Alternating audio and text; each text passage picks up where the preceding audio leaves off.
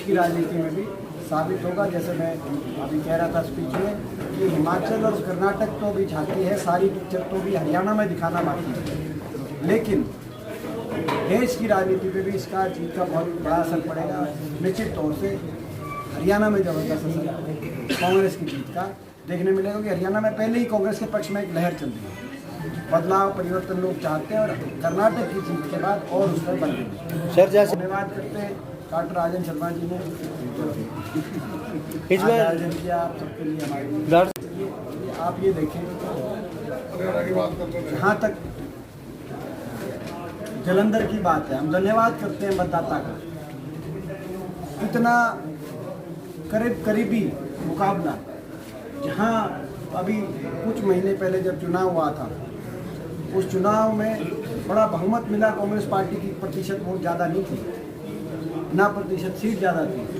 वहाँ पे जलंधर में इतना रूलिंग पार्टी आम आदमी होते हुए इतना नज़दीकी मुकाबला देने का काम और बराबर की टक्कर देने का काम जो किया, पंजाब के मतदाता ने दिखा दिया कि आम आदमी पार्टी की सरकार में उस अपने आशाओं पे पूरा नहीं उतर पा रही, नहीं तो वही रेशो मेंटेन होती। और जो है जहाँ तक यूपी की बात है तो देखो निकाय चुनाव में तो जो भी इस पार्टी की सरकार हो तो कोई ये मैं समझता हूँ कि बीजेपी पार्टी की ओर से कर्नाटक की जो एक बड़ी भारी हार हुई है उससे ध्यान डाइवर्ट करने के लिए, क्योंकि ध्यान डाइवर्ट में एक्सपर्ट आज लोग हैं, इनको ध्यान डाइवर्ट में बीजेपी में ट्रेनिंग दी जाती है कि ध्यान डाइवर्ट कैसे करें मूल मुद्दों से, भ्रष्टाचार से, बेरोजगारी से, महंगाई से, और जब जीत गई कांग्रेस कर्नाटक में तो उससे कैसे ध्यान डाइवर्ट किया जाए।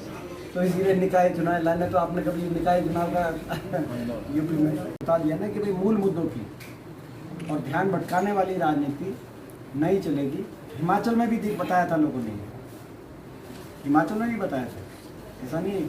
हिमाचल में भी एक बड़ी महत्वपूर्ण जीत थी कांग्रेस पार्टी की। मुद्दे जो मैंने आपको बताया, हरियाणा विकास की पटरी से उतार दिया है।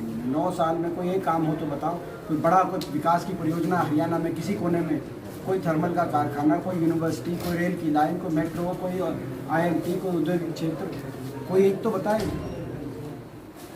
हरियाणा को बेरोजगारी में नंबर 1 पे पहुंचा दिया, महंगाई ने कमर तोड़ दी हर परिवार की, और सरकार का घमंड ऐसा कि हर वर्ग का अपमान इन्होंने किया। किसान जब धरने पे बैठे, नहीं तो किसी की मांग ना मानो, लेकिन मान सम्मान तो दे सकते हो आप, मान सम्मान से बात कर सकते हो आप, मगर अपमान किया, किसान को देशद्रोही बताया।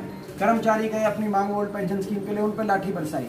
ग्रामीण चौकीदार, सफाई कर्मचारी, गाँव जो है जो गरीब आदमी वो अपना मानदेय बढ़ाने गया, उन पर लाठीचार्ज। आंगनवाड़ी आशा वर्कर अपना मानदेय बढ़ाने गई, उन पर लाठीचार्ज। सरपंच अपने अधिकारों के लिए गए, सरपंचों पर लाठीचार्ज। आज खिलाड़ी देश की शान, जो जिनका देश का नाम उन्होंने ऊपर किया, वो खिलाड़ी न्याय मांग रहे हैं, केवल अपनी इज्जत की बात कह रहे हैं, लेकिन उनका इतना अपमान। हरियाणा के ऐसे खिलाड़ी जिनके साथ मुख्यमंत्री जी लगातार फोटो खिंचवाते थे, जिनके साथ मुख्यमंत्री जिनका श्रेय लेके बड़े बड़े इश्तिहार लगते थे, वो पिछले 3 महीने और अब 3 महीने के बाद 3 हफ्ते से बैठे हुए हैं। मुख्यमंत्री जी का बयान भी उनके पक्ष में नहीं आया कि इनको बेटियों को न्याय मिले। ये बेटियां देश की बेटियां हैं, लेकिन अहंकार इतना हो गया, क्या करें। और इसीलिए जो है मैं समझता हूँ कि लोगों ने फैसला किया कि लोगों ने फैसला किया कि कांग्रेस से हाथ जोड़ो और बीजेपी का घमंड तोड़ो।